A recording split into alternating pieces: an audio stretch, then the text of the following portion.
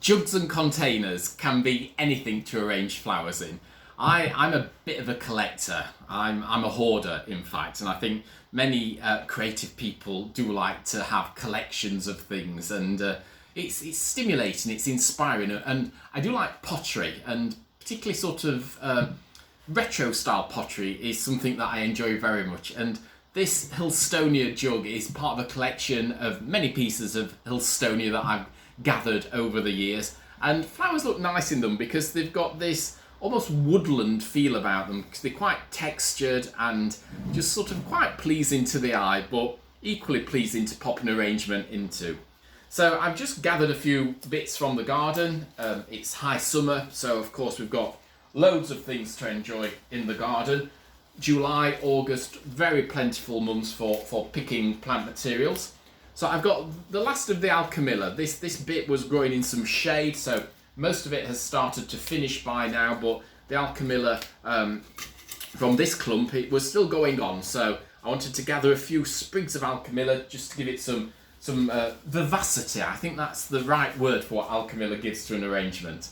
And we've got the fantastic candy floss-like plumes of astilbe, and they're just like adding feathers into an arrangement. It has that frondular, wispy, delicate fern-like foliage, which is very attractive to use in displays and looks good on the plant.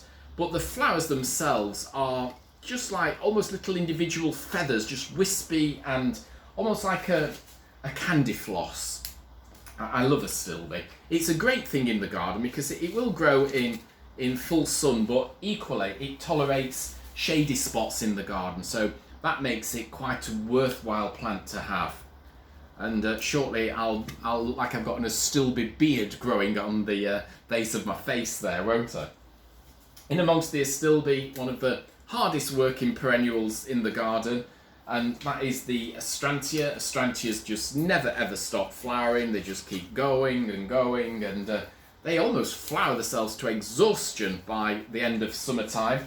And the nice thing about astrantias, because I do keep picking them, it does mean that they just keep putting on more flowers, which is great for me because there's more material then to keep going and gathering and enjoying. So you'll see how I'm looking there, just sort of bringing the astrantia and the astilbe together. And then what else shall I add into here? Oh, I've got roses. Yes, some fantastic roses. I'm going to do just one colour in here. I'm just going to stick to the pinks and just celebrate the pinks. And I've got this wonderful rose, which is Rose Bonica.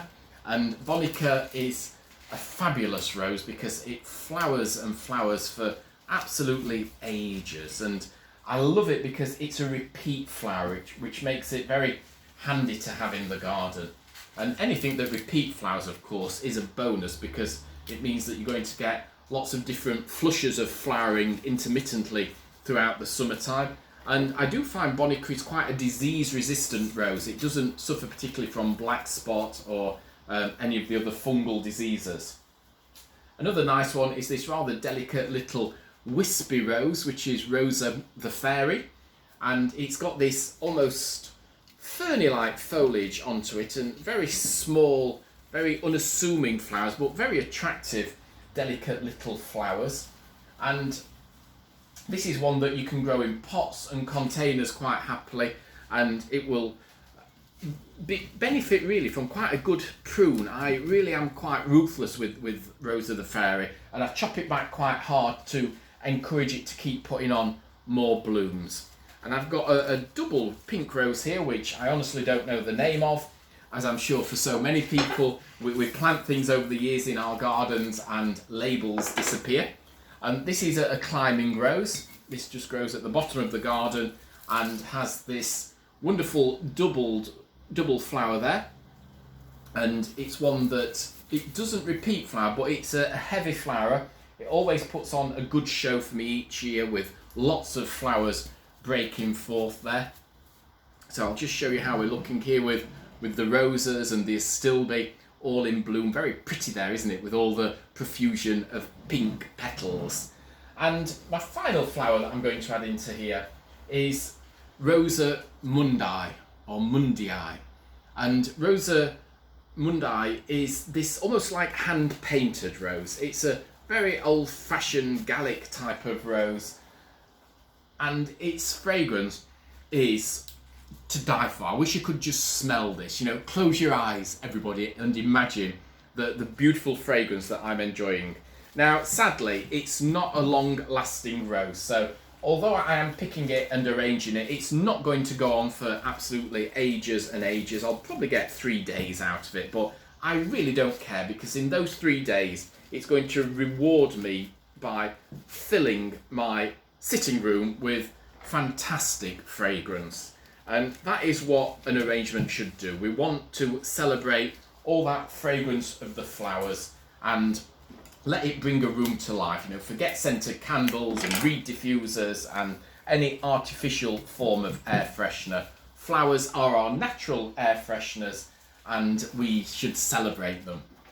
So here for this homegrown arrangement, just celebrating beautiful British homegrown roses with a Strantia and a Stilby. So a collection saying to me at this time of year, it's the height of summer, it's all about roses. So have a bash, you know, just get any type of jug, start off with something like the Alchemilla, add the flowers in there, and just create this perfumed posy of pink perfection. So a design for you all to hopefully be inspired by and to enjoy. Take care, and I'll see you again soon.